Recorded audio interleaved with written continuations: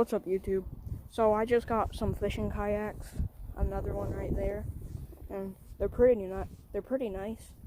Only thing I have to complain about is honestly nothing, because I haven't gone on the water with them yet, but they have the rod holders, the storage, paddles obviously, and then they also have another rod holder for that, and then some dry space right there. They're pretty nice.